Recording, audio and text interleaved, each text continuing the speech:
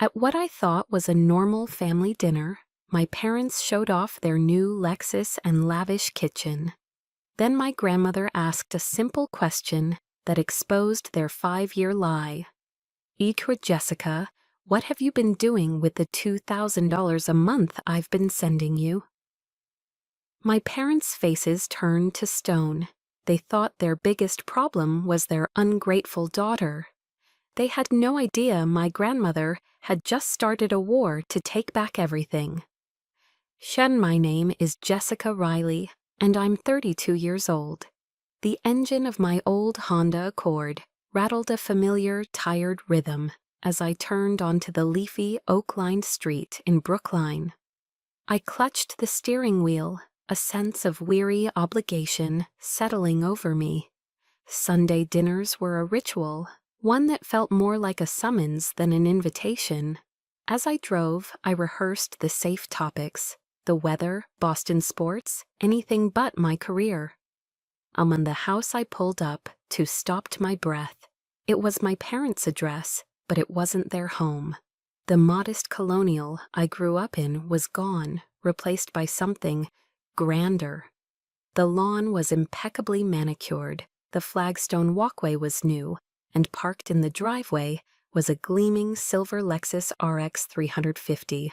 So pristine, it still had the temporary dealer plates. It made my Honda, with its faded paint and minor dings, look like a relic from another era. Igni and I walked inside to the sharp chemical smell of fresh paint. The entire first floor had been gutted and reborn. The cozy, cluttered kitchen was now a cavernous, open-concept space. My mother, Susan, was the centerpiece. She leaned against a vast island of Calicut quartz, a crystal glass of Chardonnay, held elegantly between her fingers.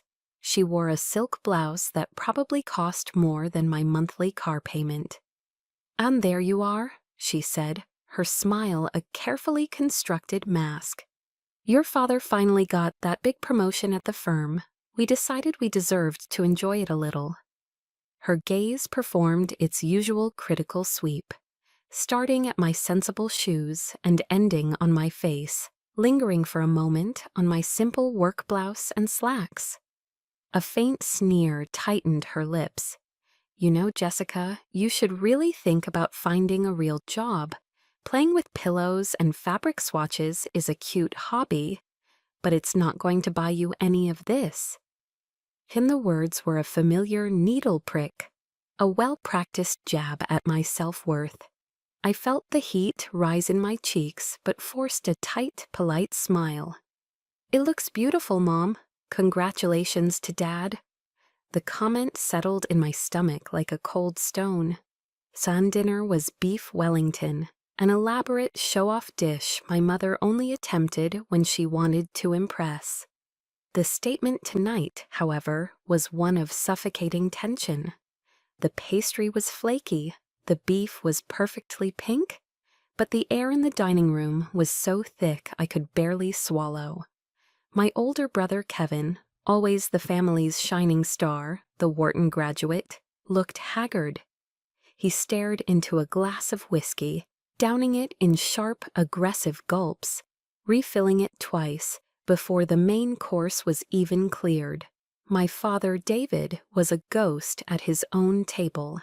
He was unnervingly silent, a study in passive agreement, offering only a clipped nod to everything my mother said, his eyes firmly fixed on his plate. He looked like a man holding his breath. And then the front door opened, and the entire atmosphere shifted. In my grandmother, Eleanor, entered. She didn't need to announce her arrival. Her presence commanded the room, sucking the very air from it. A former real estate mogul from New York, she carried an aura of quiet, unshakable power in her tailored Chanel suit. She surveyed the renovated kitchen with an appraiser's cool, calculating eye, her gaze lingering for a moment too long on the new Lexus through the picture window. And when she took her seat, her movements deliberate and graceful, The small talk was brittle, strained, but Eleanor cut through it with surgical precision.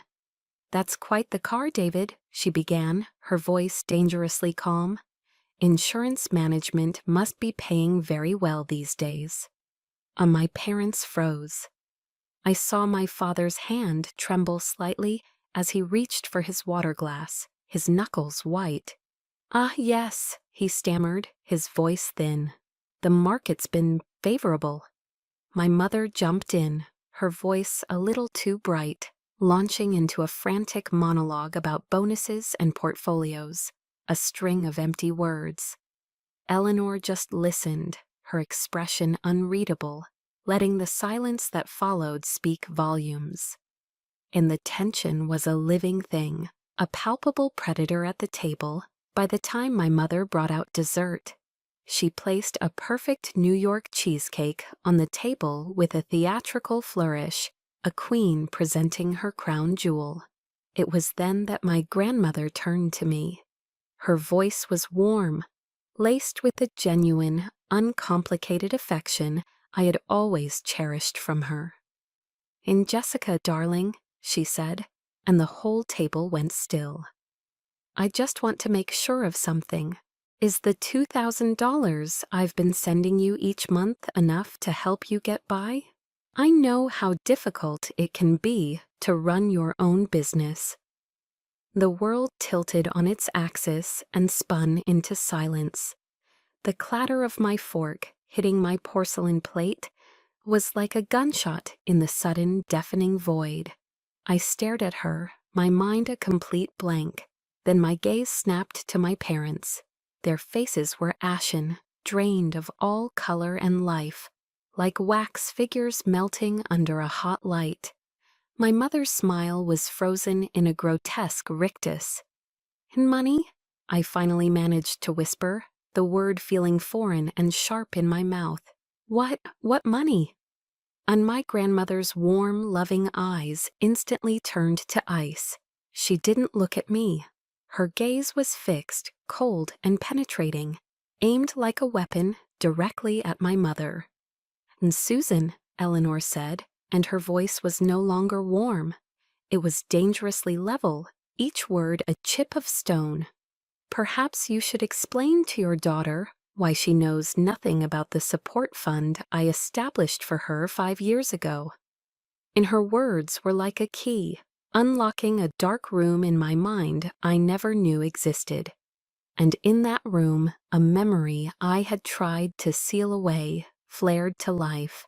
I suddenly remembered the look in my mother's eyes when I brought home my first art award. It wasn't pride, it was envy. In the silence in the car on the drive back to my small apartment in the South End was a physical presence. It was filled with the echoes of my grandmother's words and the ghost of my mother's envy. That single piercing look from my mother wasn't new. It was just the first time I had been forced to truly see it. The revelation at the dinner table wasn't an isolated incident. It was the culmination of a lifetime, the final, undeniable proof of a truth I had spent years trying to ignore. It was a truth built brick by brick, year by year, in the architecture of their disdain. And I remember the day I told them my plans for the future. I was 18, filled with a nervous excitement. I sat them down in the living room, my acceptance letter to the New England School of Art and Design clutched in my hand. I told them I was going to major in interior design. My father, David, didn't yell. He did something worse. He let out a long, weary sigh, the sound of profound disappointment, and shook his head slowly. "A waste of good money, Jessica," he mumbled into his newspaper. "A complete waste." And my mother, Susan, was far more direct, her words honed to a cruel point.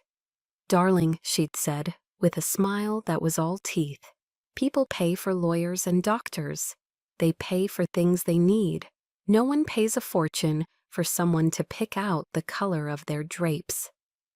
In throughout my college years, That sentiment became their mantra. Every time I came home for a holiday, the question was always the same, asked over a dinner table, just like the one tonight. So when are you going to give up this little hobby and get a respectable job? They never once called it my career. They never called it my passion. To them, it was a phase, a frivolous and silly rebellion from their practical, unartistic daughter. An expensive mistake they had to endure. In their universe, there was only one son, and its name was Kevin. My brother was their masterpiece. Every one of his achievements was a family triumph, a story to be told and retold to friends at cocktail parties. The acceptance letter from the Wharton School of Business was framed and hung in my father's study. His first six-figure job on Wall Street was announced in the family Christmas letter. They spoke of his success as if they had personally orchestrated it, as if his ambition was a direct reflection of their own good parenting. My successes, however, were met with a dismissive wave of the hand. I remember the exhilarating thrill of getting my first project featured in a local Boston design magazine. I bought 10 copies, my hands shaking with pride. I drove to their house and spread the magazine open on the kitchen counter. My mother glanced at it, her eyes barely registering the glossy photos of the Beacon Hill apartment I had poured my soul into. "Oh, that's nice, dear," she said, her attention already drifting back to her copy of People magazine. "But did you hear about Kevin? He just put a down payment on a condo in Tribeca. Imagine that." On the constant, relentless comparison was a slow-acting poison. It eroded my confidence, making me question every choice, every victory. It didn't matter what I accomplished, it would never be as real, as tangible, as a Wall Street bonus or a prestigious zip code. In their eyes, I was a disappointment, a faulty product from an otherwise perfect assembly line. And there was only one person who saw me, really saw me. My grandmother, Eleanor. She was the one who, without a second thought, booked a flight from LaGuardia to Logan just to attend my senior thesis exhibition, while my parents made a brief, perfunctory appearance before rushing off to a dinner reservation. Eleanor stayed for hours. She walked through the crowded gallery, studying every one of my design boards, examining my material palettes, and listening, truly listening, as I explained my concepts. She asked thoughtful questions, her focus absolute, granting my work a level of respect I had never once received from my own parents. And I can still feel the warmth of her hand when she took mine at the end of the night. Her eyes, bright and intelligent, sparkled behind her designer glasses.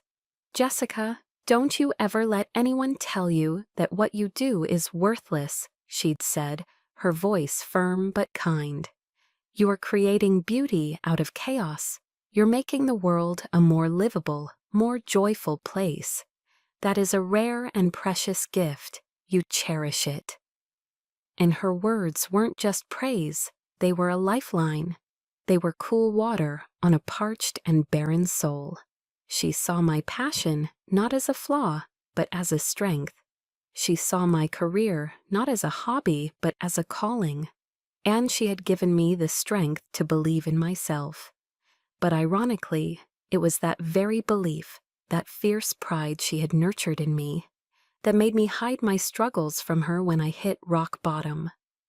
Because I couldn't bear the thought of disappointing my own hero. And the pride my grandmother had instilled in me was a double-edged sword. It gave me the courage to start my own design firm, to carve out a space for myself in a competitive city. But it was that same pride that forced me into silence when my world began to crumble. I couldn't bear to tell her I was failing. I couldn't disappoint the one person who believed in me. So I struggled alone, in the dark, And when the pandemic hit, the economy seized up. My biggest client, a boutique hotel project that was supposed to be my breakthrough, pulled out overnight. My carefully constructed business plan evaporated. My laptop screen, once a canvas of creative potential, became a recurring nightmare of red numbers and overdue notices. The rent for my small studio in the South End, the crippling monthly payment for my student loans, the health insurance premium that seemed to mock my dwindling bank account. It was an avalanche of debt, and I was buried beneath it. And there was a month I couldn't make rent for my apartment. The shame was a physical weight. I took the professional-grade camera my grandmother had given me for graduation, the one I'd used to build my entire portfolio, and walked into a pawn shop. The man behind the counter gave me a fraction of what it was worth, his eyes indifferent. I walked out with enough cash to keep a roof over my head, feeling like I had sold a piece of my own soul. And my diet became a grim rotation of Campbell's tomato soup and saltine crackers. Food was no longer about enjoyment, it was about survival. I remember one afternoon, standing in front of the deli counter at a corner store, my stomach aching with hunger. I stared at a simple turkey and Swiss on rye, priced at $5.50. I opened my wallet and counted the loose change. I was 20 cents short. The humiliation burned in my throat, hot and acidic. I walked out of the store empty-handed, my eyes stinging. That night, while my parents were likely debating which fine dining restaurant to try, I was rationing crackers. And in a moment of profound weakness, I made a mistake. My phone rang, and it was my mother. I was so bone-tired, so desperate to hear a familiar voice, that I answered. "Are you okay, Jessica? You sound exhausted," she asked, her voice laced with that feigned concern she did so well. Unlike a fool, I cracked. I let a sliver of my reality slip out. I told her work was slow, that things were difficult. I wasn't asking for help, only for a word of comfort. What I received was a lecture. A long, weary sigh traveled through the phone. "I told you so, didn't I?" she said, her voice dripping with condescension. "This is the consequence of not listening to your father and me. You see, stability is what matters. Now don't call here crying to us. Your father and I have our own problems to deal with." And the line went dead, leaving a dial tone buzzing in my ear. The cruelty of it stole my breath. Later, through a casual comment from my brother, I learned what their problem was at that exact time. They were agonizing over which shade of pearl white to choose for their new Lexus. The image of them debating paint colors, while I was debating whether to eat or pay my electric bill, was a new, refined level of torment. And the breaking point arrived in a sterile, legal-sized envelope. It was a final notice from my landlord, taped to my apartment door. The cold, impersonal font spelled out my doom. I had 10 days to pay 3 months of back rent, or eviction proceedings would begin. The words blurred before my eyes. 10 days. On that night, I didn't even bother turning on the lights. I sat on the cold, hardwood floor of my living room, surrounded by the cardboard boxes I had never fully unpacked, monuments to a life I hadn't had the energy to build. The city lights of Boston glowed outside my window, a world away. For the first time in my life, I truly considered giving up. I saw my future laid out in stark, bleak terms. Close the company, liquidate what little I had left, and fill out an application to be a barista at Starbucks. I would serve coffee to people who lived the life I had once dreamed of. The feeling of absolute, crushing failure washed over me. I had fought so hard, for so long, with every ounce of my being, and I had lost. In a wave of pure panic, I did something I had never done before. I called Kevin, not to ask for money, but just to hear the voice of someone who understood the pressure to succeed. And his response changed everything. And my hands were trembling so hard I could barely hold the phone. I called Kevin with no expectation, only a desperate need to hear a voice that wasn't steeped in judgment. I braced myself for a lecture, for the familiar disappointment. Instead, his voice came through the line, weary but kind. I explained the eviction notice, the words tumbling out in a rush of shame and panic. He listened without interruption. "Anne and Jess, I'm in the middle of this messy divorce. My own finances are a wreck," he said, and I could hear the exhaustion in his sigh. "But I can't let you get thrown out on the street. I'll send you something. It won't be much, but it'll be something." And a few hours later, a notification from my banking app lit up my phone. A small deposit had appeared in my account, just enough to cover 1 month's rent and keep the landlord at bay. The relief was so overwhelming, so profound, it brought me to my knees. For the first time in what felt like an eternity, I could breathe. I felt like I wasn't entirely alone in the universe.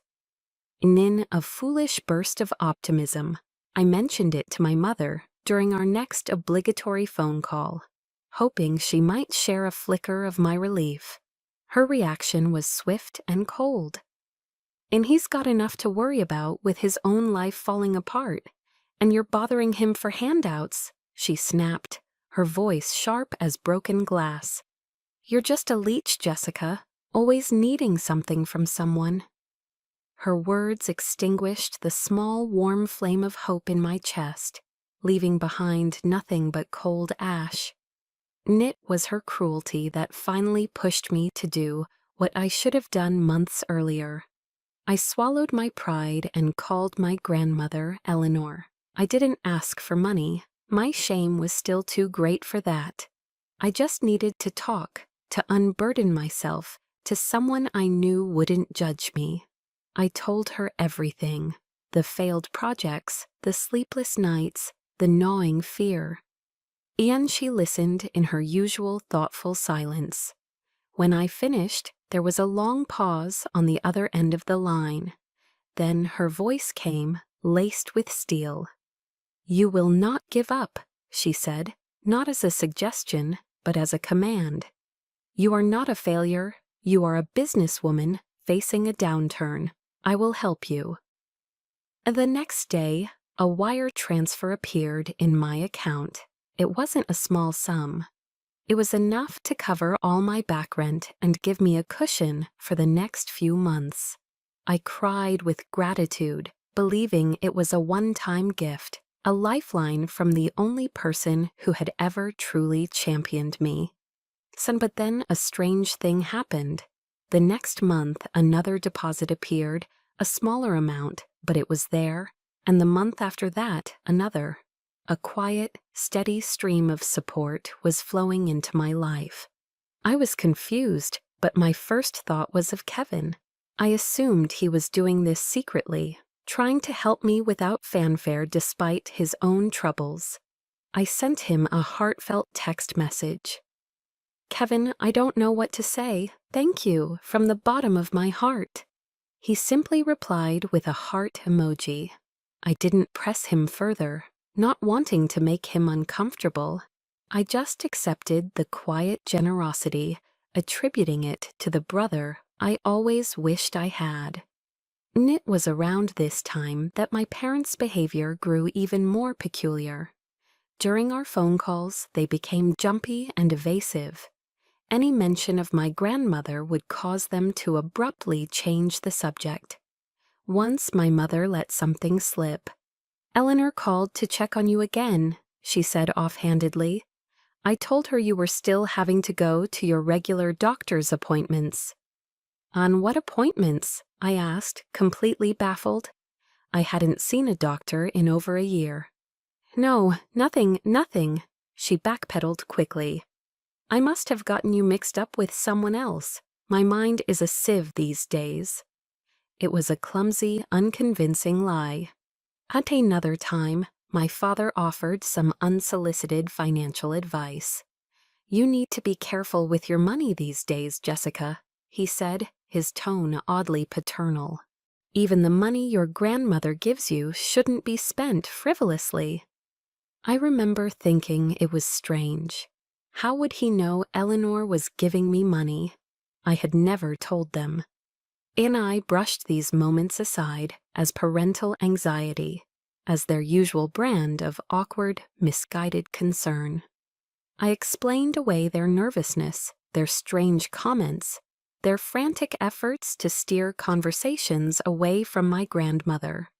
I was so grateful for the financial stability, so relieved to be back on my feet, that I didn't want to see the red flags waving frantically in my face. I didn't want to believe that anything sinister could be lurking beneath the surface. And I ignored all those signs, choosing to believe in my brother's kindness and my parents' clumsy concern. I was lying to myself. And then that fateful dinner arrived, and all the lies were burned to the ground. And the memory of that dinner doesn't play back in my mind as a continuous scene. It's a series of sharp, brutal snapshots, frozen moments burned into my memory with the searing heat of betrayal. My grandmother's calm, devastating question, "Perhaps you should explain to your daughter," hung in the air, thick and heavy. The puzzle pieces from the last few years, the mysterious deposits I'd credited to my brother, my parents' strange evasiveness whenever Eleanor's name came up, the bizarre, clumsy lies about non-existent doctor's appointments, all clicked into place with a sickening, gut-wrenching clarity. On my mother's face, twisted into a grotesque mask of performative shock, she forced a laugh, a high, brittle sound that seemed to crack the crystal glasses on the table. "Mother, what on earth are you talking about?" she chirped, her voice trembling with the effort of her deception. "There must be some kind of misunderstanding. A bank error, perhaps? You know how they are." And Eleanor didn't flinch. She was a statue carved from granite. She placed her dessert fork down on her plate with a quiet, deliberate clink. The small sound echoed in the cavernous dining room, a gavel striking down judgment on a case that had already been decided. "There is no misunderstanding, Susan," she said, her voice dropping to a low, chilling frequency that vibrated through the floor. "My bank statements are quite clear. I have the copies right here in my purse. 60 transactions, $2,000 each, transferred over the last 5 years into a joint account you claimed was an emergency fund for Jessica." She paused, letting the weight of her words suffocate the remaining air in the room. "You even fabricated a story about her having a chronic illness to elicit my sympathy and ensure the payments continued. A new low even for you." Each word was a hammer blow, nailing the lid on the coffin of their lies. My father, David, finally found his voice, or a pathetic, reedy version of it. He pushed his chair back, the legs scraping against the new hardwood floor, and half rose as if to flee. "Eleanor, please," he pleaded, his hands held up in a weak gesture of surrender. "We can explain everything." On my grandmother's head snapped towards him, her eyes like chips of flint. "Then explain, David," she cut him off, her voice slicing through his weak attempt with contempt. "Explain to me why you were taking the money, meant for your daughter's survival, to buy luxury cars and renovate your kitchen. Explain to me how you could sleep at night, knowing she was struggling to pay her rent, to eat, while you were living on her stolen future." On across the table, Kevin let out a long, low whistle, a sound of pure, weary disbelief. He picked up the whiskey decanter from the sideboard and poured a generous amount into his glass, not even bothering to look at our parents. His wife, Sarah, sat beside him, frozen and pale as a ghost, her eyes wide with a dawning horror as she stared at my mother. She looked like she wanted to melt into the floor and disappear. And my own voice felt trapped deep in my throat, a scream with no sound. I turned to my parents, my mind reeling, desperately searching their faces for a denial, for an explanation, for anything other than the stark, ugly guilt that was written all over them. Mom? Dad? The words were a child's plea. And that's when my mother finally broke. The elegant, sophisticated facade she had so carefully constructed for decades finally crumbled into dust. It didn't fall away gently, it exploded, revealing the raw, ugly bitterness that had been festering underneath for years. "And you were always her favorite," she shrieked, her voice cracking, with a venom that stunned me into silence. She pointed a trembling, accusatory finger at me, her face contorted with a lifetime of rage and resentment. "She gave you everything, the talent, the attention, the damned money. Why shouldn't we get a little piece of that? Why should we be the ones to struggle? We raised you, we fed you, we paid for your education." And her scream was a physical blow. It felt like a slap across the face, knocking the air from my lungs. The room swam, the edges of my vision blurring, my chest tightened, an invisible band constricting around my ribs, making it impossible to breathe. The lies, the deception, the years of feeling less than, the quiet dismissals, the praise for my brother, while I stood invisible beside him. It all coalesced into a single, agonizing point of pain in the center of my being. "And so you stole my money?" I asked, my voice a broken whisper, hardly recognizable as my own. The words felt like sandpaper, scraping my throat raw. Son, my mother just glared at me, her chest heaving, her eyes wild. It was my father who answered. He couldn't meet my eyes. He stared down at his half-eaten slice of New York cheesecake, as if it held the secrets to the universe. His shoulders slumped in utter, cowardly defeat. "And it was about $120,000, he mumbled, his voice so low I could barely hear him over the frantic pounding in my ears. "Over the past 5 years. $120,000. The number was abstract, meaningless. It didn't compute. All I could see were the nights I'd gone to bed hungry, the shame of selling my grandmother's camera, the sheer cold terror of the eviction notice taped to my door. Every sacrifice, every moment of fear, every tear I had shed, they had paid for this house, this car, this life built on my stolen security. In $120,000. The number danced and swirled in the dizzying vortex of my mind. But as the initial shock began to recede, it was replaced by a creeping, ice-cold dread. This was the lie they had been caught in. But what other lies were there? Another colder question began to form in the wreckage of my heart. Was this everything? The air in the room was thick with the stench of unveiled lies. My mother's furious justification about paying for my education still hung in the air, a pathetic, screeching attempt at martyrdom. But my grandmother, Eleanor, remained perfectly, terrifyingly calm. Her composure in the face of such chaos was the most frightening thing in the room. It was the calm of a general who had already won the war and was merely observing the enemy's final, desperate throes. She turned her gaze back to my mother, a single perfectly sculpted eyebrow raised in theatrical disbelief. "You paid for her education, Susan? Is that the story you're telling yourself to sleep at night?" A fresh wave of confusion washed over my shock.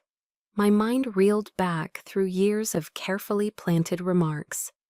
I remembered the constant, casual reminders throughout my college years, the frequent lectures about how they had to tighten their belts, how they had sacrificed so much for my expensive hobby.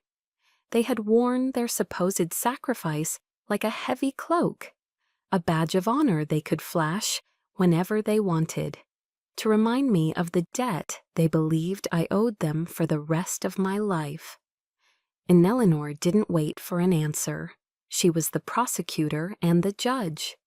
Because according to my records, she continued, her voice as sharp and precise as a surgeon's scalpel, the Riley Educational Trust Fund, which I established for each of my grandchildren upon their birth, paid for every single penny of their undergraduate tuition, in full, directly to the universities. In on the impact of that statement was seismic. Kevin, who had been staring morosely into the amber depths of his whiskey, snapped his head up. The weary cynicism on his face was replaced by a raw, new kind of shock. His wife, Sarah, gasped audibly, her hand flying to her mouth as she looked from Eleanor to my parents. I just stared, completely bewildered. A trust fund? The words sounded foreign, like a concept from a movie about wealthy East Coast dynasties, not my middle-class suburban life. And for the first time all night, Kevin's voice cut through the fog of his own misery, sharp and clear and dangerously sober. "Where is that money, Dad?" he asked, his gaze pinning our father to his chair. It wasn't a question, it was an accusation. My father flinched as if struck. He stammered, his eyes darting wildly around the room, looking for an escape route he couldn't find. There were some investments, a few bad deals. They didn't pan out as expected. A short, ugly sound of derision escaped my grandmother's lips. It wasn't a laugh, it was a noise of pure, unadulterated contempt. "Investments, David?" she scoffed, leaning forward slightly, her voice dripping with ice. "Don't you dare call throwing your children's money at speculative tech startups and risky offshore ventures an investment. Call it what it was, gambling. You gambled with your children's futures to chase a fantasy."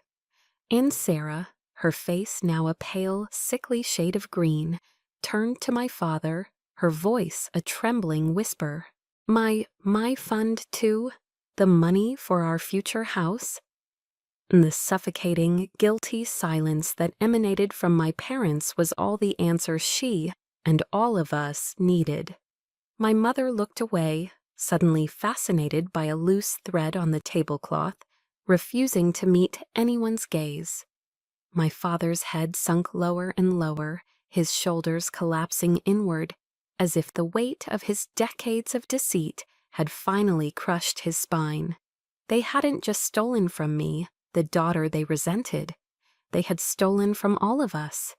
From their golden boy, the son whose success they paraded like a trophy. From the daughter-in-law they pretended to adore. They had systematically, callously plundered the very futures their own mother had tried so desperately to secure for us. But the final, most vicious cut was yet to come. It was the one reserved just for me.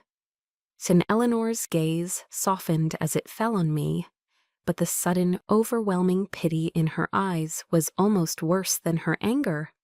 It made me feel small and fragile, like a broken doll she was about to fix. "Jessica, my love," she said, and her voice was gentle now, which somehow made the words that followed even more horrific. "Your student loan debt, the one you've been so diligently paying off every month for years, it was settled 3 years ago, paid in full directly from your trust. My lawyer has the signed, notarized confirmation." And the world went silent. A high-pitched ringing filled my ears, a keening wail that blocked out all other sound. It was the sound of my entire reality shattering into a million irreparable pieces. "Fadonia, no," I whispered, shaking my head slowly, trying to ward off the truth. "No, that's not possible. I just made a payment last week. I get the statements from the loan company every month." My grandmother's voice was clear and steady, a lighthouse in my personal storm of disbelief. "Those statements were being forwarded to your parents' address, Jessica. The money you've been paying, your hard-earned money, has been going directly into their personal bank account." And the floor didn't just fall away from beneath my feet. The entire universe collapsed into a black hole. This wasn't just theft. This was a different, more profound level of evil. This was a calculated, long-term act of psychological warfare. They hadn't just stolen from me. They had actively, knowingly, sadistically allowed me to struggle under the crushing weight of a phantom debt. They had watched me panic over money, listen to my fears, and then cash the checks I sent them, money I earned through my own sweat and sleepless nights, to fund their lifestyle. They had turned me into an unwitting accomplice in my own fleecing. They had made me a fool. The anger inside me was no longer hot and explosive. It turned to ice. A strange, chilling calm settled over me. I stood up from my chair, my movements steady and deliberate. I didn't cry. I didn't scream. The pain was too deep for that. I just looked at them, at these two people who had given me life only to methodically drain it from me. And for the first time, I didn't see my parents. I saw two strangers, two thieves. I turned my back and walked away. Ija and I walked out of that house and didn't look back. I drove home in a state of numb, chilling calm. When I got to my apartment, the first thing I did was turn off my phone. I couldn't handle the inevitable onslaught. For 3 days, I shut out the world. I didn't eat. I barely slept. I just sat on my sofa, staring at a blank wall, letting the full monstrous scope of their betrayal wash over me in waves. Their voices, their lies, their shrieking justifications echoed in the hollow space of my apartment. On the third day, curiosity got the better of me. I turned my phone back on. It immediately buzzed to life, a frantic cascade of notifications. 37 missed calls, dozens of texts. I scrolled through the voicemails, my thumb hovering over the delete button. I listened to one. It was my mother, her voice thick with syrupy, manipulative tears, begging me to call her, telling me I was tearing the family apart. The next was from my father. His voice wasn't apologetic. It was angry, accusatory. "How could you do this to us, Jessica?" His voice crackled with indignation. "After everything we've done for you, you're destroying this family." And the sheer, unmitigated audacity of it was breathtaking. They were the thieves, the liars, the architects of this entire disaster. And yet, in their twisted narrative, I was the villain. I deleted the messages, a cold, hard anger solidifying in my gut. On the 4th morning, there was a knock on my door. It was Kevin and his wife, Sarah. They looked as exhausted as I felt. For the first time in our adult lives, there was no awkward distance between us, no shadow of parental comparison.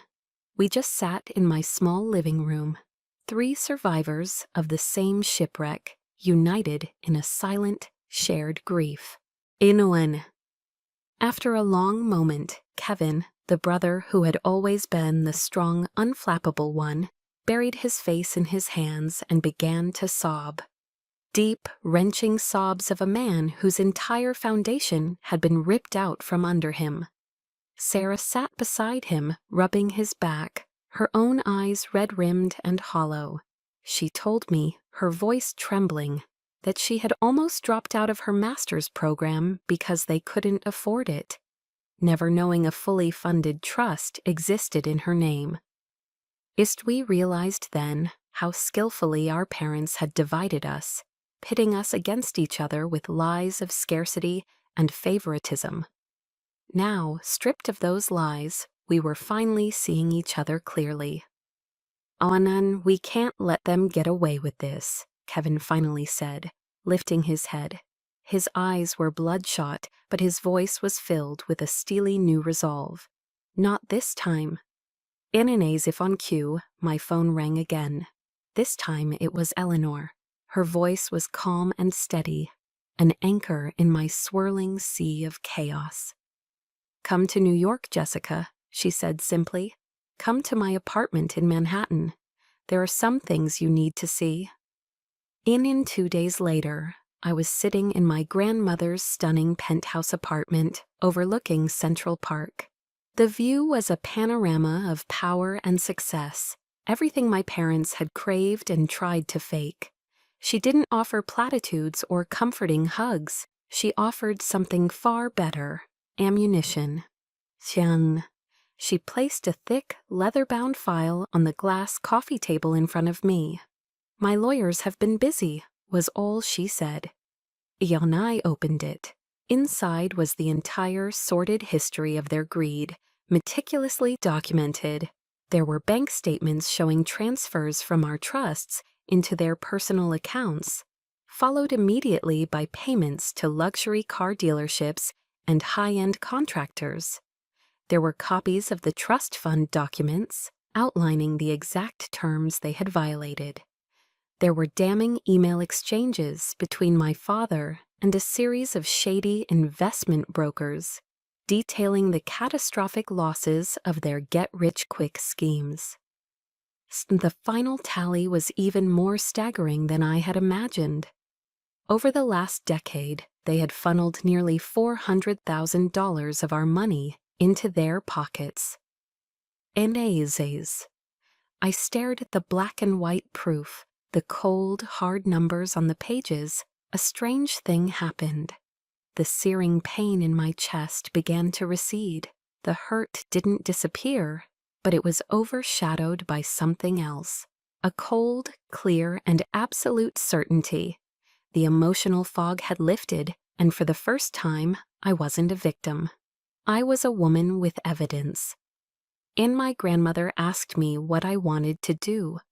I looked down at the file, at the undeniable proof of their crimes, then up at her worried but resolute face. "And I want them to face the consequences," I said, my voice quiet but firm. "Not in a court of law, in front of the world they tried so hard to impress." My grandmother, Eleanor, chose a battlefield of her own design. It wasn't the chaotic theater of a public courtroom, but a sterile mahogany-paneled conference room on the 40th floor of her lawyer's high-rise office in downtown Boston. The view from the floor-to-ceiling windows showcased the city skyline, a glittering testament to real power and influence, the very things my parents had desperately tried to imitate. There was no pretense of a family gathering, no beef Wellington, no cheesecake. This was a corporate execution, cold and bloodless. The air in the room was cold and still, recycled and smelling faintly of paper and lemon polish. It felt like a morgue. My parents sat on one side of the long, polished table, looking shrunken and insignificant under the harsh, humming fluorescent lights. They looked as if they had aged a decade in a single week. The arrogant self-satisfaction they wore like a second skin had evaporated, leaving behind the hollowed-out, haunted look of pure animal fear. On the other side of this vast expanse of wood sat my grandmother, a portrait of icy composure, flanked by her silver-haired, stone-faced lawyer, Mr. Davies. Kevin, Sarah, and I sat beside them, a silent, united front. I felt a strange sense of detachment, as if I were watching a movie of someone else's life. Chin, my mother, true to form, began with a tearful, rambling apology. It was a performance of remorse so transparent and poorly rehearsed that it was deeply insulting. We never meant for any of this to happen," she began, dabbing at her perfectly dry eyes with a pristine tissue she'd produced from her handbag. "We just got in over our heads. We made some mistakes. We always loved you kids so much." Mr. Davies cut her off without even looking up from the thick stack of papers in front of him. "Mrs. Riley," he said, his voice completely devoid of emotion, a flat, professional drone. "We are not here to discuss your intentions or your feelings. We are here to discuss consequences." And he let that word hang in the air for a moment, a stark and heavy thing. Then he began, laying out their situation with the cold, dispassionate precision of a surgeon about to perform a radical amputation. He detailed the specific statutes they had violated, the potential prison sentences, the irrefutable paper trail. Then he presented them with two options. There would be no discussion, no negotiation. "On option 1, he stated, his cool blue eyes finally lifting to meet theirs, "my clients, your children, will file a civil lawsuit for the recovery of all misappropriated funds, plus punitive damages and legal fees. Concurrently, we will hand over this file." He tapped the thick, leather-bound folder on the table, a tangible object of their doom, to the Suffolk County District Attorney's Office. It contains substantial, incontrovertible evidence of multiple felonies, including wire fraud, grand larceny, and forgery. You will be publicly arrested and tried. Your names and faces will be in the Boston Globe. Your friends at the country club will read about it over their morning coffee. And given the strength of this evidence, he paused, letting them absorb the full weight of it. Prison time is not just a possibility, it is a probability. And now my mother let out a small, strangled gasp, her hand flying to her throat. My father's face, already pale, went completely white, the color of bleached bone. He looked like he was going to be sick, right there on the expensive Persian rug. Mr. Davies continued, his tone unwavering. "Option 2. You agree today to a private settlement to make your children whole. You will sign a legally binding agreement to liquidate your assets. This includes the immediate sale of the house in Brookline, the Lexus RX 350, your stock portfolio, and any other valuables necessary to repay the full amount embezzled from the 3 trust funds." He slid a calculator printout across the table. The total, with compounded interest calculated over the relevant periods, comes to $482,614.27. In he let them stare at the impossible number before he delivered the final, killing blow. He slid a thick document across the table. This agreement also contains a permanent non-contact clause. All future communication with your children or your grandchildren, present or future, will be conducted exclusively through my office. You will forfeit any right to see them, speak to them, or contact them in any way without the unanimous written consent of all 3 of them. And the finality of it was absolute. It was a choice between public ruin and a quiet, private annihilation. They had to choose which poison to drink. My mother predictably chose to fight, not with logic or reason, but with the only weapon she had left in her depleted arsenal, manufactured outrage. You can't do this," she shrieked, her voice rising to a hysterical pitch that was ugly and raw. "You're throwing us out on the street. We're your parents. This is elder abuse. How could you be so cruel? You are ungrateful, heartless children." In the words which once would have pierced my heart, with a hot poker of guilt, now felt utterly powerless. They were the desperate, impotent cries of a tyrant who had just lost her throne. In my grandmother, who had been silent and still as a sphinx until this point, leaned forward. Her voice, though quiet, cut through my mother's hysterics like a razor. "Ungrateful Susan?" she asked, a dangerous calm in her eyes. "You stole your children's futures to buy a car and a new kitchen. You lied to them, you manipulated them, and you stood by while your daughter nearly lost everything. Do not ever speak to me of morality again." And that was it. That was the final blow that shattered their defenses. My father, who had been a silent, trembling mess, finally and completely broke. A deep, shuddering sob escaped him, a sound of utter devastation. He reached for the pen with a shaking hand. He didn't read the documents. He didn't have to. He just started signing, his signature a frantic, messy scrawl on each page. The desperate mark of a man signing away his entire life, the fraudulent life he had built on a foundation of lies. And my mother watched him, her mouth agape in disbelief, and then her rage collapsed into a pathetic, whimpering defeat. She too picked up the pen and signed. The entire edifice of their lives, the pride, the social standing, the carefully curated image of upper-middle-class success. It all crumbled to dust right there in that cold, silent conference room. I watched the last of their power drain away, leaving them exposed as what they truly were. Two selfish, frightened people who had squandered everything for nothing. As we stood up to leave, my mother looked at me one last time, her eyes filled with a venomous, pleading hatred.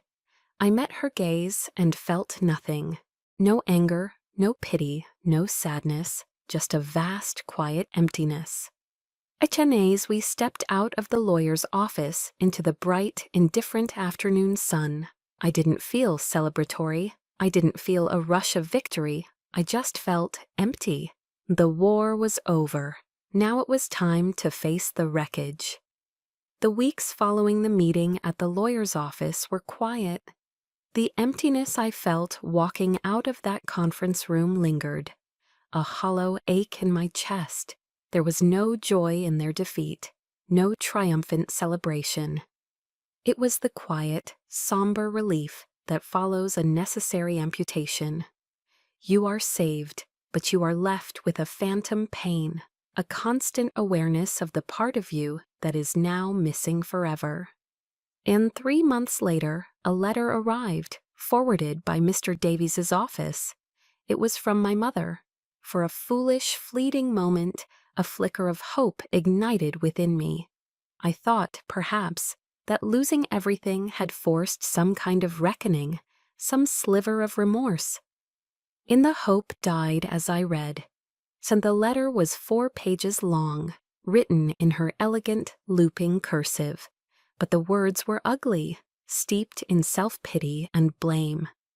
She wrote endlessly of their suffering, the humiliation of the forced sale, the hardship of moving into a small rented apartment, the loss of their friends and their social standing. She blamed Eleanor's ruthlessness. She blamed our ingratitude. She painted herself as the matriarch of a family that had been tragically torn apart by greed, our greed, not hers. And all I ever wanted was what was best for this family, was the final gut-punching sentence. When there was not a single word of apology, not a hint of accountability, nothing. A and I read it once, then again, to make sure I wasn't imagining the sheer depth of her delusion. Then I calmly folded the 4 pages, walked over to the fireplace in my living room, and dropped the letter into the flames. I watched as the edges curled, blackened, and turned to ash. That, I knew, was the end. The final brittle thread of connection had been severed. And it took another 6 months before I agreed to see them. Not because I had forgiven them, but because I needed to do it for myself. I chose a neutral location, a busy, impersonal coffee shop, halfway between my apartment and theirs. And they looked haggard and bitter, aged beyond their years. The expensive clothes were gone, replaced by a drabness that seemed to seep into their skin. They started to speak, to offer excuses, but I held up a hand to stop them. "And I'm not here to yell," I said, my voice surprisingly steady. "I'm not here to listen to apologies you don't mean. I'm here to tell you my truth, just once, so that you understand." And I looked them both in the eye. "You didn't just take my money," I began, my voice clear and calm. "You took my trust. You watched me struggle and you let it happen. You actively undermined the independence I worked so hard to build for myself. You taught me that family love is conditional, that it's transactional, that it's riddled with lies. That's a terrible lesson to teach your child." And I let the words hang in the silence. "I need time," I concluded. "A lot of time. And I can't promise that things will ever go back to the way they were.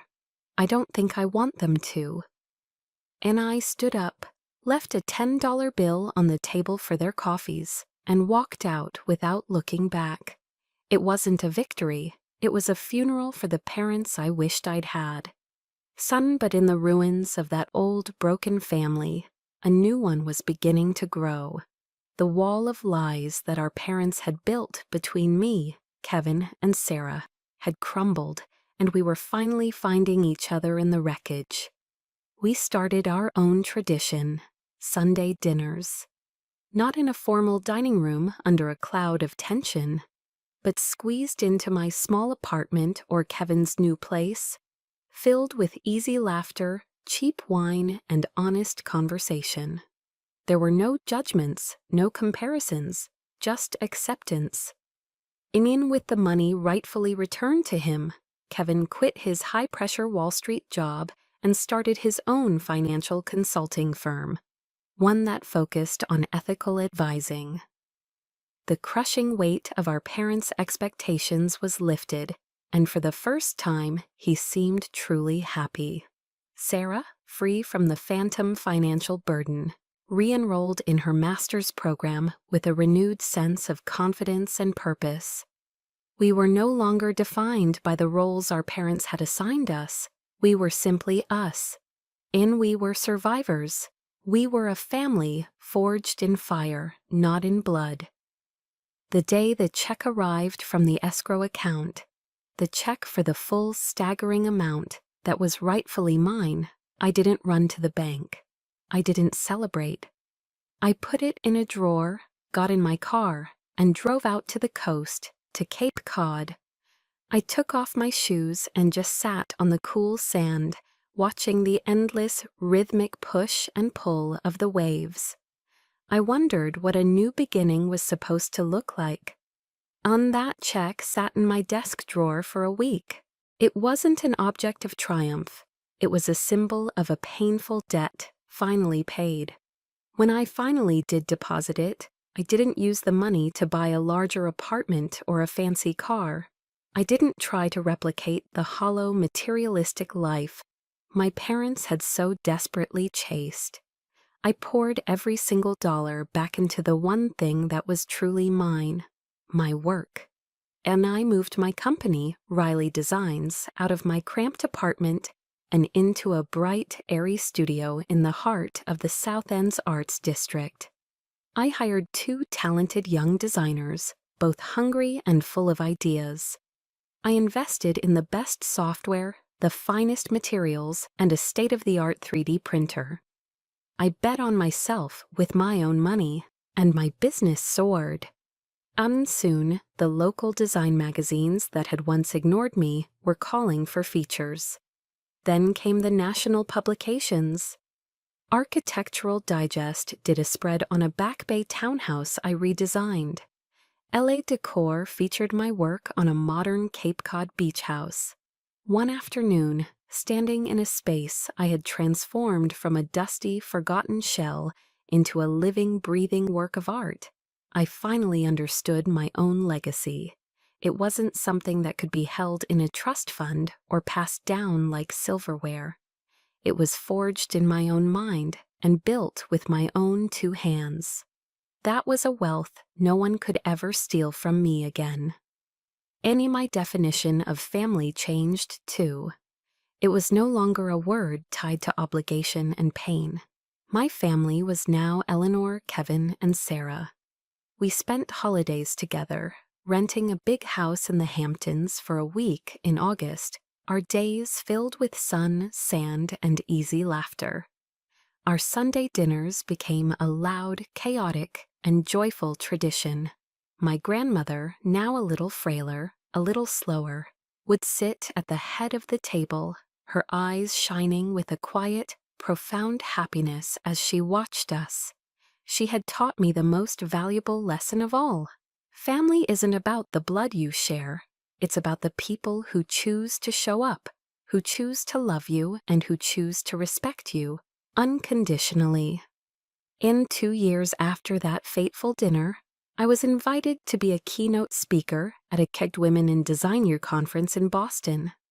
I stood on a stage in front of hundreds of young, ambitious women, sharing my story, not the parts about betrayal, but the parts about resilience and believing in your own vision. And after my speech, a young woman approached me, her eyes brimming with tears. She couldn't have been more than 22. She told me she was a painter and that her parents were pressuring her to quit art school and get a real degree in business. She asked me how I found the strength to keep going when the people who were supposed to support me the most were the ones trying to tear me down. And I looked at her earnest, worried face, and I saw a perfect reflection of my younger self. I saw the same fear, the same doubt, the same desperate hope to be seen. And I smiled, a genuine, warm smile that came from a place of deep peace. I took her hand in mine.